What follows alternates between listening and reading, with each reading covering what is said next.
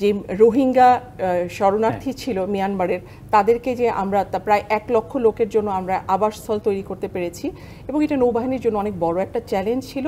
আমরা সেই চ্যালেঞ্জকে মোকাবেলা করেছি। জাতীয় স্বার্থের জন্য তো আমরা 24/7 আছি সমুদ্রে। আমরা তো ঐতিহাসিক প্রেক্ষাপট নিয়ে আলোচনা করলাম, আপনি চমৎকারভাবে বলেছেন, কিন্তু এখনও আমরা দেখি যে আমাদের দেশপ্রেমিক সেনাবাহিনী, বিশেষ করে নৌবাহিনী এবং মানে তিন বাহিনী আমাদের আন্তর্জাতিক পরিমণ্ডলেও তারা অবদান রাখছে। শান্তি রক্ষা মিশনে আমাদের সারা বিশ্বের কাছে আমাদের বাংলাদেশের একটি নাম, দুর্যোগেও আমরা দেখি আপনাদেরকে পাশে। এই জায়গায় বিশেষ করে আপনার বাহিনী কিভাবে সম্পৃক্ত আছে, সেই জায়গাটি দুটি সাফল্যের গল্প যদি বলেন। জি, আসলে দেখেন, আমাদের মূল মন্ত্রে আমি যাই, বাংলাদেশ নৌবাহিনীর মূল মন্ত্র শান্তিতে সংগ্রামে সমুদ্রে দুর্জয়। এই মূল মন্ত্রকে কিন্তু উপজীব্য করে আমরা জাতীয় উন্নয়নে কাজ করে যাচ্ছি, আমরা দেশের জন্য কাজ করে যাচ্ছি এবং দেশের সীমানা পেরিয়ে আমরা দেশের বাইরেও আমাদের একটা সুন্দর অবস্থান তৈরি করতে পেরেছি এই 2024 সালে এসে। আমরা আসলে আমরা বলি আমরা হচ্ছি সমুদ্রের গার্ডিয়ান, এবং সমুদ্রের গার্ডিয়ান হিসেবে সমুদ্রের সর্বোচ্চ ব্যবহার, সমুদ্রের সুশাসন প্রতিষ্ঠা করা এবং স্পেশালি আমাদের যে খুব বাজওয়ার্ড এখন ব্লু ইকোনমি, সো ব্লু ইকোনমির বিকাশ, এই কাজগুলো আমরা করছি আমাদের জাতীয় স্বার্থের পাশাপাশি। জাতীয় স্বার্থের জন্য তো আমরা 24/7 আছি সমুদ্রে, আমাদের জাহাজ আছে, আমাদের মেরিটাইম পেট্রোল এয়ারক্রাফট আছে, আমাদের হেলিকপ্টার আছে। সো আমরা সার্বক্ষণিকভাবে লোকচক্ষুর অন্তরালে থেকে আমরা কিন্তু কাজ করে যাচ্ছি এবং এর পাশাপাশি আমরা সামগ্রিকভাবে আমাদের বাংলাদেশের যে মেরিটাইম সেক্টরের দক্ষতা, সেটার উন্নয়নের জন্য কাজ করছি এবং নৌবাহিনী আসলে এখানে মূল ভূমিকা হিসেবে নিজেকে প্রতিষ্ঠিত করতে পেরেছে। আমরা সমুদ্রের গবেষণার কাজ করছি, আমরা বিভিন্ন অর্থনৈতিক উন্নয়নের জন্য কাজ করছি এবং একটা বিষয় আপনারা জানেন যে আমাদের যে শিপইয়ার্ডগুলো আছে, এগুলো কিন্তু বর্তমানে বাংলাদেশ নৌবাহিনীর তত্ত্বাবধানে পরিচালিত হচ্ছে এবং শিপইয়ার্ডগুলো কিন্তু দেশের রাজস্ব খাতে খুব বড় একটা ভূমিকা রাখছে। নগদের সর্বোচ্চ বার 167 টাকা রিচার্জে পাবেন 1 লাখ টাকা পুরস্কার, আরও আছে প্রতি সপ্তাহে পুরস্কার ও ক্যাশব্যাক।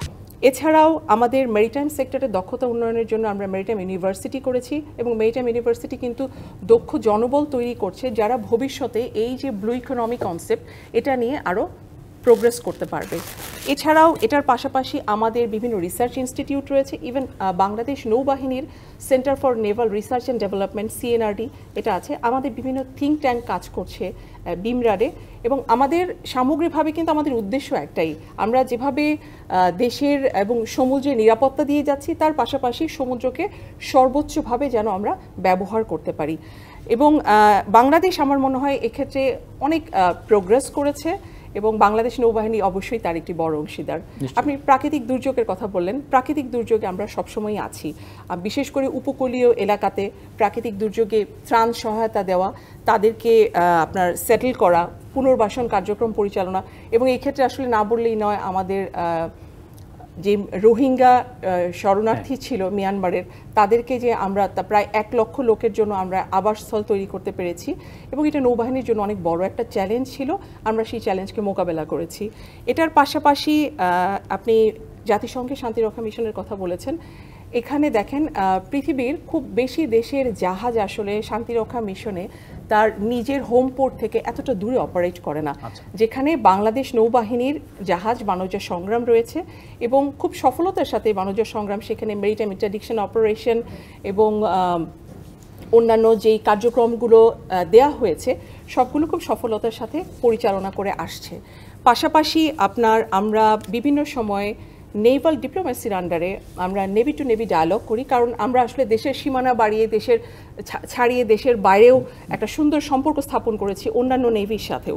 এছাড়াও আমরা যৌথ টহলে যাচ্ছি, যৌথ মহড়ায় যাচ্ছি বিভিন্ন দেশের সাথে এবং বাংলাদেশ নৌবাহিনী কিন্তু তার নিজস্ব প্রচেষ্টায় একটা ইন্টারন্যাশনাল ফ্লিট রিভিউ আয়োজন করেছে, যেখানে পৃথিবীর অন্যান্য দেশের জাহাজ ছিল এবং বিভিন্ন দেশের অবজারভারও এসেছে। তো আমি মনে করি সার্বিকভাবে তো আসলে বাংলাদেশের প্রতিনিধিত্ব সারা বিশ্বের কাছে আপনি ইকোনমি বলেন, আপনি গভর্নেন্স বলেন, সব জায়গায় বাংলাদেশ নৌবাহিনী আছে।